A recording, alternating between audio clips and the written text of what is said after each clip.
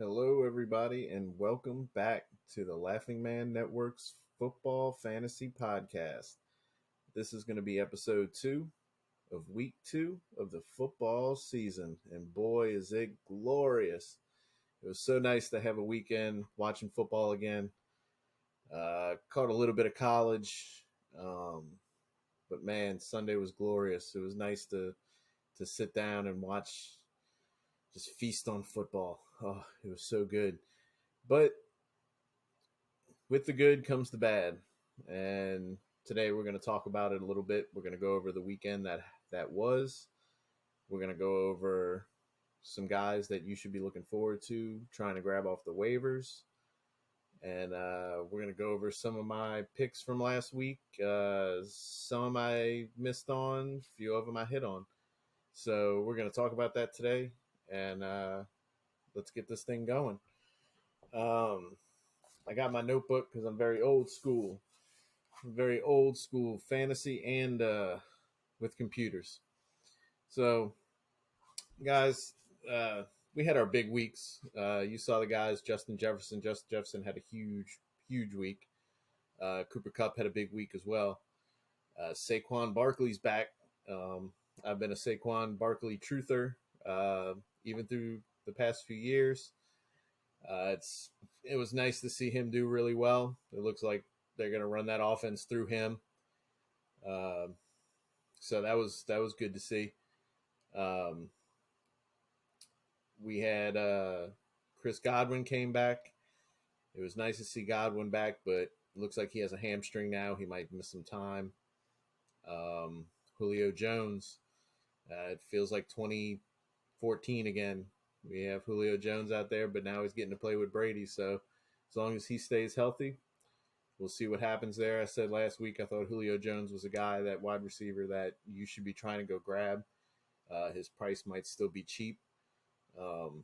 It might still be kind of cheap now, but it's definitely going up. So if you can go out there and grab Julio Jones, go out there and grab Julio Jones now. So we got our top performers of the week. We had a few guys that I said to sell. I said to sell James Robinson. I said I didn't really trust the Achilles and coming back from that, but he looked like he had a little bit of burst. He came back. He got, I think it might have been 40-something% of the snaps. He looked like he had some burst on that Achilles, so maybe he's back. So if you have him, maybe hold on to him, see what happens. I still think this is going to be a split backfield. ETN's going to get his touches. James Robinson is probably going to get goal line stuff. He's still that downhill, through the gut runner. Nothing special. He finds lanes. He makes space. He'll push a couple guys off. So I guess J-Rob, hold on to him. Akers, not so lucky. I said to sell Akers while you could. Now you can't. If you have Akers, you need to hold on to him. He had an awful week. He got 3 carries, I think, for 0 yards. That's not going to cut it, especially for a guy that was going in the 3rd round in a lot of drafts. You're going to have to hold on to Akers, see if he bounces back, see if Henderson kind of fumbles the job or gets hurt. Hopefully Akers bounces back. He shows some flashes and you're able to get some value for him. So outside of that, I think I was Gibson.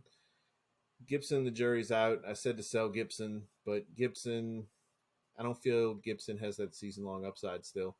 Pretty much all they had this weekend. Brian Robinson might be back by week 5 or 6. If he's back, I mean, he won the job in preseason, it looked like, and he could be that guy down the stretch.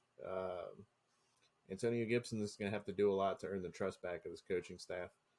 So I think Gibson.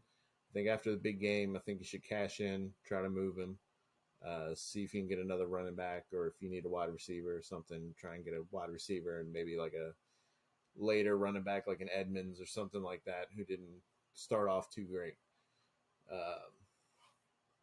But Claypool, still a sell. Get rid of Claypool now. I just don't think Trubisky is going to work his way down to his third receiver at this point. Pickens had a good workload. Deontay Johnson was getting his targets, and he seems to like Freiermuth. So if you can still get rid of Claypool, I'd try to get rid of Claypool. And then I had Debo. Debo played in an ugly game. It's hard to judge a lot of players on that type of conditions when it's pouring down, raining like that. They couldn't get anything going. But I still think you can sell Debo on that and the fact that he had that awesome season last year. I'm willing to step down off of him, move maybe back at wide receiver, and then if you need a tight end or you need a running back, grab a smaller running back for later, or if you want to trade him over and get a running back and a back end wide receiver.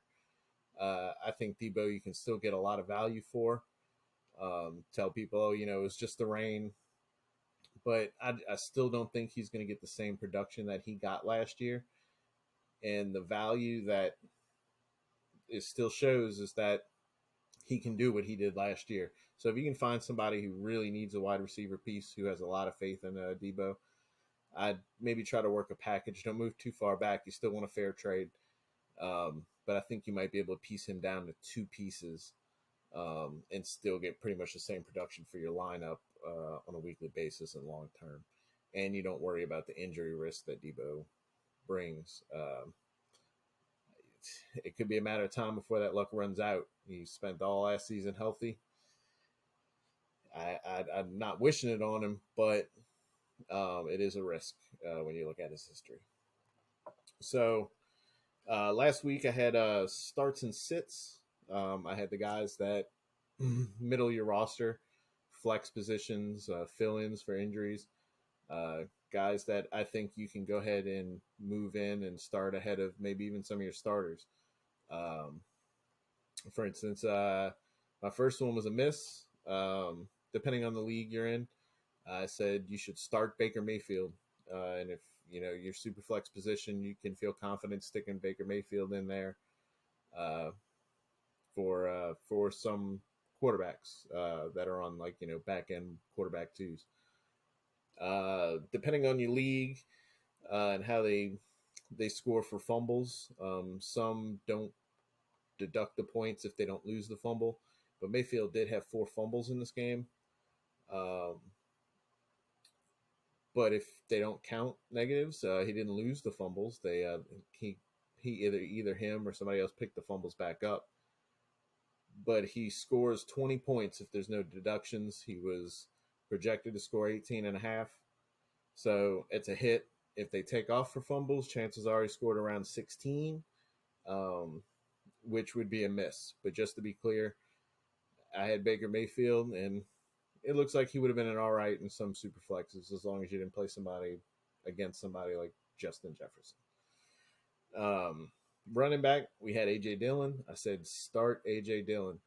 I thought week 1 he was going to get a nice workload. I didn't think there was going to be connection with the wide receivers between Aaron Rodgers and the wide receivers, and that was spot on.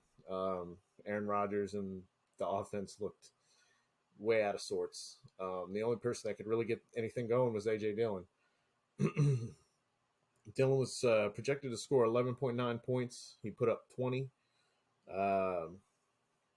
It's really good production from the number 2 running back on a team.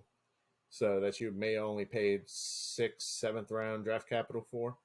So A.J. Dillon is still, if you can find somebody who has him, if they want something else, A.J. Dillon's a guy I'm willing to work in a package to move back off of something. So like I said, if you had Debo and you want to back up and grab, I can't think off the top of my head, but if you want to go grab a decent wide receiver who's right behind him and then add A.J. Dillon into it, if you need to round out your roster, I'm okay with that. My wide receiver start was Myers. Thought Jacoby Myers was going to have a decent week. I thought maybe they'd try and get him a touchdown. He was projected to score 9.5 points. He scored, I think, 10.5 points. So not a huge difference, but he did score enough points to put in flex in a lot of leagues. So um, I think he's going to have a lot better days, but he is going to be that about 10-point floor player, like I said last week, which is sometimes nice to have. So Jacoby Myers, I might play him again, but he hits pretty spot on. He didn't do anything fantastic. My tight end was Gerald Everett. He was projected to score 11. He scored 15.9. Everett had a good week. He had a top tight end type of week. And now there's Keenan Allen, who's going to be hurt, might miss some time. So I really like Gerald Everett going forward also. But Gerald Everett was another hit that we had for the week that we got right. My sits from last week were Tua. I thought you could play Baker Mayfield over Tua. I thought you could play Trubisky over Tua. That would have been wrong. But Mayfield was my start. Decent game. He had a better game, better first half. Had a few plays. He had a better football day than he did a fantasy day. The team won. So, it's hard to hate it, but fantasy-wise, we did get that right, that you can feel free to sit Tua in your Superflex spot. Running back sit was Damian Pierce from Houston Texans. I said I was not ready to see if he was ready. I wasn't going to risk putting him in my starting lineup. Some people were drafting him in the 4th, 5th round by, right before week 1. I didn't want any part of that.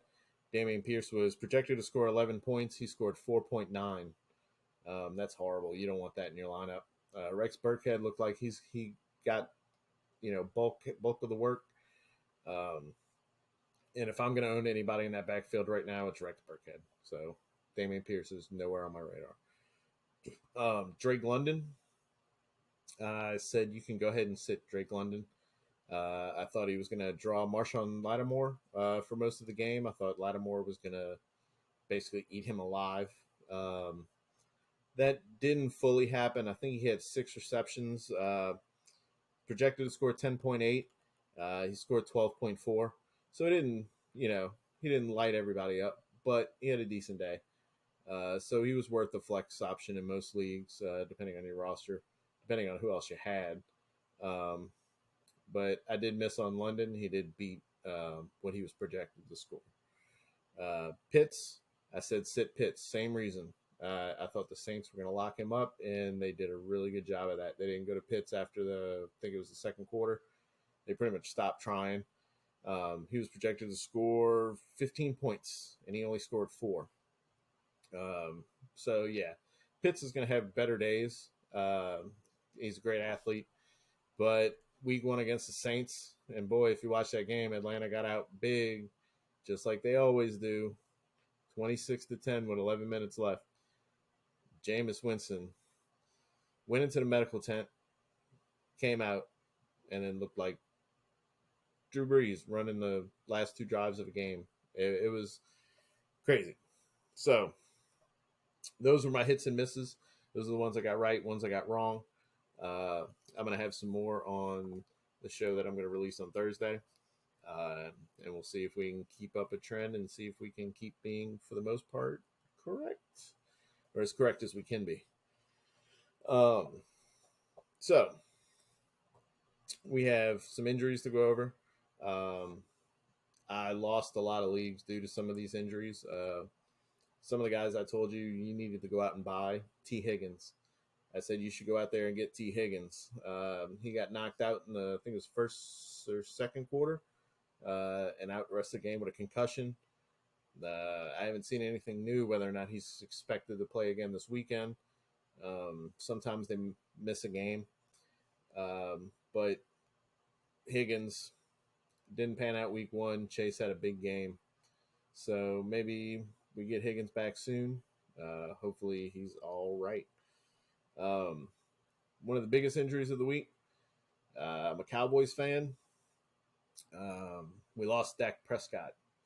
That was my big quarterback last week that I said that everybody, if you can move down off of Allen or Murray, or if you need to try and add a wide receiver or running back somewhere, move back to Dak. It was an ugly game, prime time, first game. Tough defense. Tampa Bay, they have a decent defense. Uh, but I think it was the third quarter, maybe. Dak hurt his hand and didn't come back. So it was a rough day for Dak. So if you went out there and traded Dak or traded for Dak, sorry, that sucks. I feel for you. My team's in shambles now. But Dak looks like he's going to miss 6 to 8 weeks. That's too long to try and go sell him or to try and go buy him. You're not going to get much if you try to sell him. Best case scenario right now is probably just to sit on him, see if you can get by streaming a quarterback or two. See if you have a piece where you can trade and go get a Goff or Trubisky or someone and see if you can slip by. Maybe sell Dak when his value comes up again, closer to when he returns. You might be able to find somebody to trade with you, take Dak, and you can move up somewhere else. But then we got Elijah Mitchell, another one who cost me a game. He looks like he has an MCL, and he might be out about 2 months. So we're not going to see him a little while. We're going to see Tyrion Price. We're going to see Wilson. I'm blanking on the name right now, but they've got another rookie. Had a really good preseason while they cut Sermon. Keenan Allen, hamstring injury. There's news saying that he may play this upcoming weekend, but you know how it is with Keenan Allen. He may play. He's going to go out there. He's going to play the first snap, and then he's not going to come back on the field. So don't trust it. I expect Keenan Allen to not really come back for another 2 to 3 weeks to where you can start him. Until then, it looks like it might be the Josh Palmer show or Everett. If you can go get Everett. Next down, we got Najee Harris. Najee rolled his ankle, reports are saying. They're saying he may play this upcoming week, but I'd imagine they probably put him on kind of a snap count, depending on how bad the roll was. If anything, I say it's going to take him a week or two to get back to full strength. If you play defensive leagues, they play IDPs.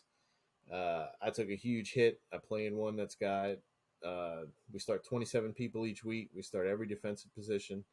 I lost TJ Watt, and TJ Watt is top scorer, is second highest scorer in the whole 14-team league last year.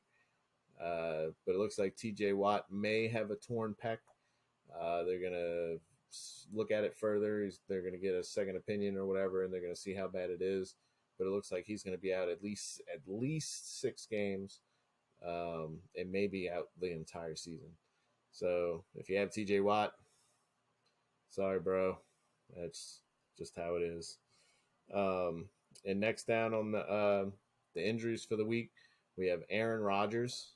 Aaron Rodgers is physically okay, but his heart and his soul and his ego have been completely crushed. So until further notice, don't touch anybody on the Green Bay offense except for maybe Aaron Jones and A.J. Dillon. So, yeah, it's a shame to hear that. It was a shame to see. It was an ugly game to watch.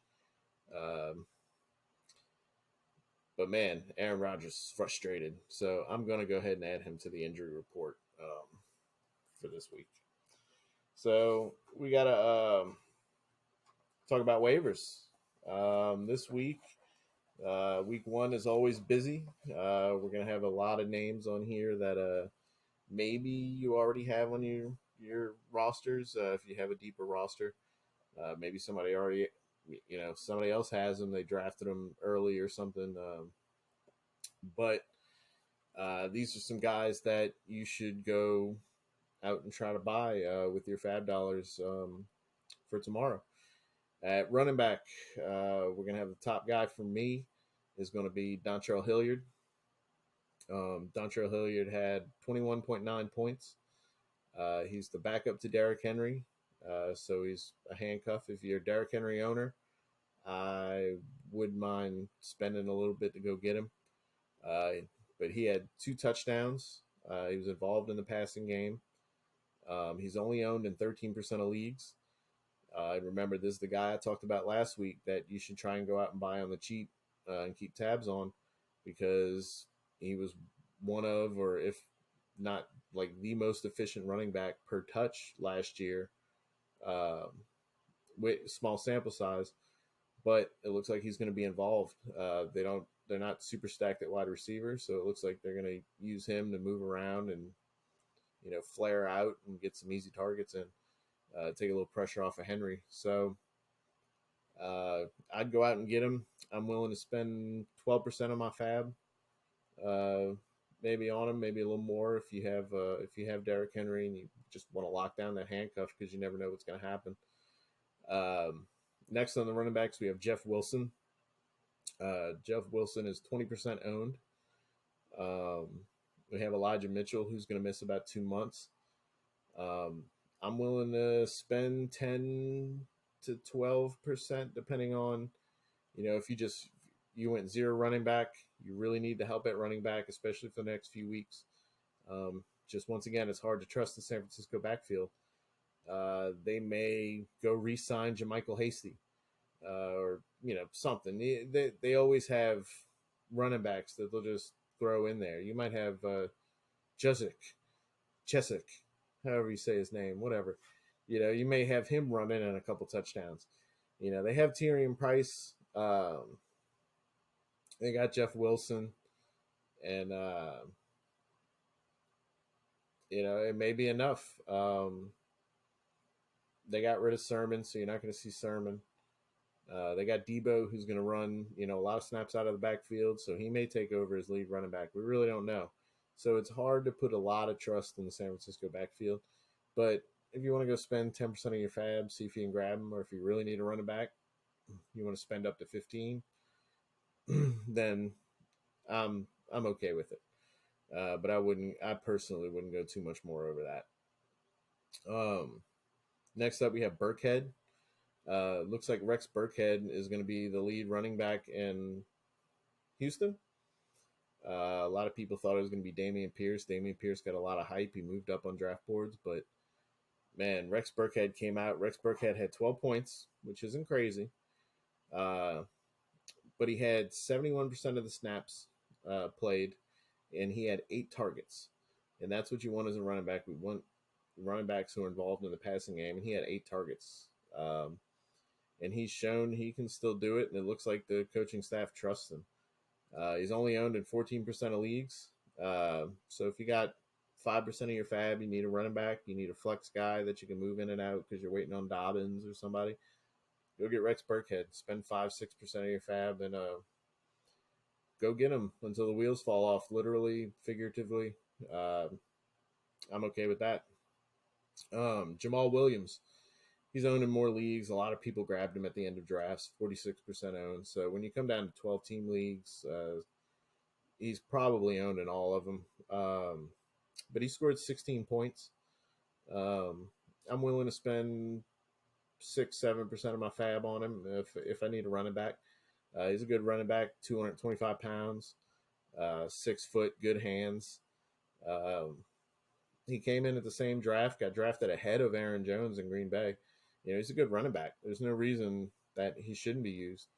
And even with Swift, it looks like they're still willing to give him, 10 to 15 touches each week. And if Swift gets hurt, that's even more touches. He could be a running back 1. So if Jamal Williams is available, you need a running back, go ahead and get him. Next, we got our wide receivers. I'm looking at Curtis Samuel is going to be my top wide receiver target. They might have some other guys who are slightly above, depending on your league and who's available. But these are the main guys that I'm looking at that aren't available in a lot of leagues. So Curtis Samuel with Washington, back with his old head coach that drafted him, Ron Rivera. He comes out after being hurt all last season. He comes out, scores 19 points. He got 11 targets, 4 carries. and he's only owned in 12% of leagues. Nobody had faith in this guy coming in. I drafted him in dynasty leagues. I was a truther for him coming into last year. The last time he was healthy, he was a borderline wide receiver one. He's a gadget guy. He can run. He can catch. He's fast. You play him all over the field. Ron Rivera likes him. So I think he's going to be all right as long as he's healthy in Washington. I'm willing to go spend 12 to 15% of your fab on him, especially if you need a wide receiver or flex.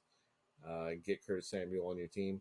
If it's a deeper league, 14 team or something, go spend 15, 18%, 20% maybe. Make sure you get him on your team.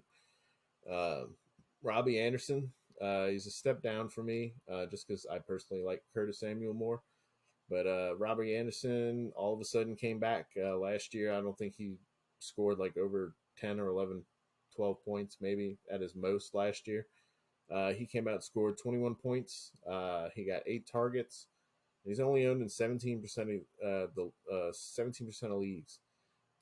He had a 20 yard got 20 yards per catch, which is decent. He's a downfield threat, and Baker was airing it long to him. So Robbie Anderson, I think you can go out there and you can spend 10% of your fab or so, and have a flex wide receiver that you can keep an eye on. Maybe he keeps doing well. Maybe you can work a trade with him later. Next down, we got Zay Jones. Zay Jones is owned in 12% of leagues. He scored 12.5 points, which isn't crazy, but he did have 9 targets, and he played in 83% of snaps. That's really good. They got Christian Kirk that they signed to a lot more money, and Zay Jones is, he's getting used, and he's a big play guy. He's a guy they use in the red zone. They almost hit him in the red zone once. That would have been a bonus touchdown, but it went off his hands. It was low, and he couldn't extend. The guy goes out for the ball. He lays out. He gets up for it. I'm willing to add Zay Jones. I guess you could, you could probably spend 6% of your fab on him, 5-6%. I don't know if a lot of people are going to be after him. But if you need a guy, you need a wide receiver that you want to see if the usage keeps up, I'd go ahead and try and get Zay Jones. Another running back I missed, Jaylen Warren. He's back up to Najee. He's a rookie. He won the number 2 job in preseason, had a pretty good preseason. He may be filling in for a couple of weeks, 2 to 3 weeks or so, maybe for Najee, or if Najee works his way back, Warren might still get a bunch of touches because Najee's got a high ankle sprain. Potentially, they say it's a roll, but we're going to see. So Warren, I think you can go out there and you can spend 10-12% of your fab if it means you might be getting a workhorse running back. If Najee misses some time, 15% if you own Najee. You want to make sure you maintain, your points. And if Najee does come back, it may be a situation like Ezekiel Elliott last year where he plays on it for 6 weeks and he's meh. And, Jaylen Warren may get you some points. So keep an eye on him. Wide receivers. We have Josh Palmer. You have Keenan Allen, who might miss a few weeks or be limited a few weeks with that hamstring injury. Josh Palmer he fits the mold. He's a really good, he's a long guy. He's got really good hands. He's got good speed. He's tall. So I think he can fill in for Keenan Allen really nicely. Herbert trusts him. He got some action last year, finished out, I think 3 weeks in a row, scoring over 12 or 15 points or something.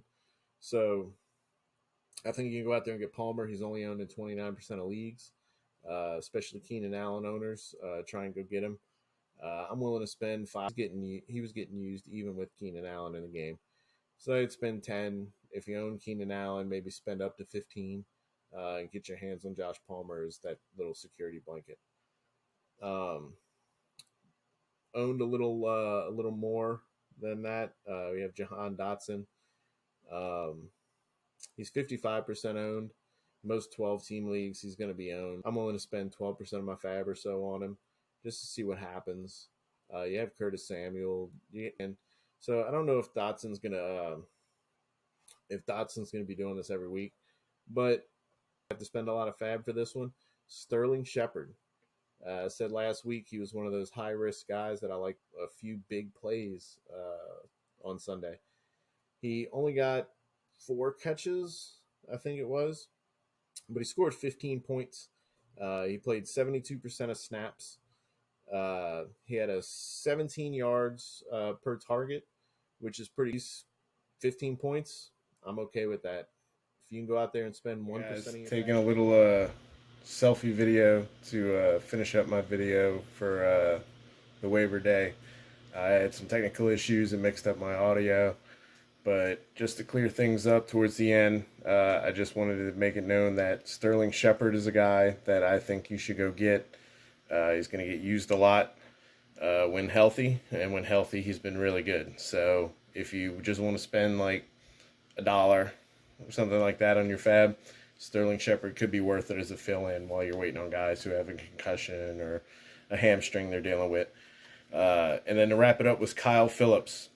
I had people on Facebook laughing at me for picking Kyle Phillips as my sleeper wide receiver they should look at in drafts. The guy got 9 targets. He's a rookie. He plays that slot position where he's going to get targeted. And he gave it his all this weekend. He had some big third down receptions. And he fought for every yard. Think Edelman, think Welker, think Shipley.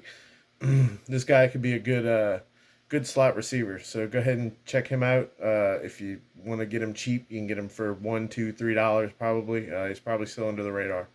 So that's it, guys. Sorry about the technical difficulties. And I'll catch y'all Thursday on our preparation for the weekend. Have a good one.